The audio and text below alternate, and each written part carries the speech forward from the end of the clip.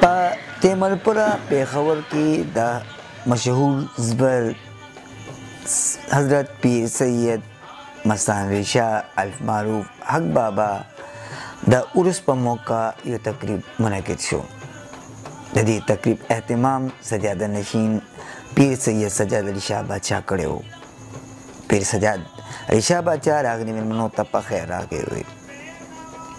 په دې موقع د سما اهتمام هم شوی و.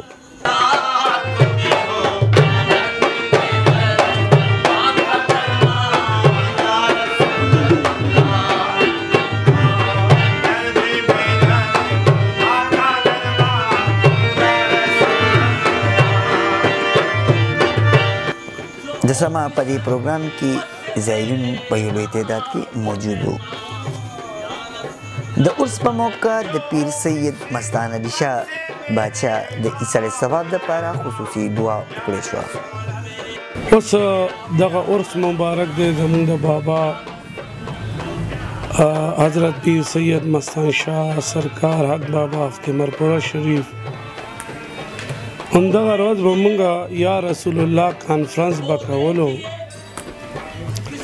نو هر میاشت د ربیع اول آخري اتوار باندې نو چونکې دا څه کاله کېږي بابا د دنیا لاړو تشریف یې یوړو نو هغه سلسله کې د یا رسول الله کانفرنس د پروګرام سره مونږ پیوسته کو.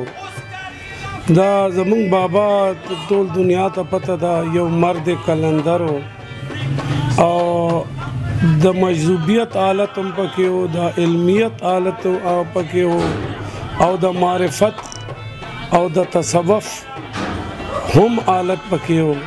هغه د خپل وخت غوث و هم قلندر و هم ابدال و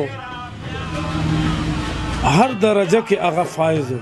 نه د مال لالچ نه د دولت لالچ نه د بچو فکر نه د دنیا فکر. ها د عقیدتمند او د مریدانو به ډیر فکر. کله یو عقیدتمند بس تکلیف کې نو بابا به ټوله شپه د هغې دپاره به ویښ ناست و او هغې دپاره به یې دعاګانې کولې او بابا ډیر زیات د مجذوبیت دا بل حالت ماشومانو سره به مینه کوله. د دنیا ماشومان به ترې نه تاو راتاو. نو د بابا که چېرې مونږ د کراماتو باندې نظر وکړو نو دنیا کرامات دي.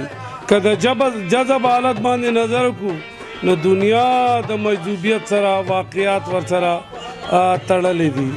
او که مونږ د غوثیت هغه مقام ته چې نظر وکړو نو هغه مقام سره دومره واقعات تړلې دي. لوی هستي وه او د هغه ورځ دی نن مونږ مناو لګې.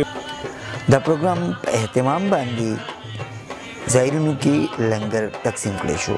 نعمت سبحان چمکنی ټي وي تیمرپوره شریف.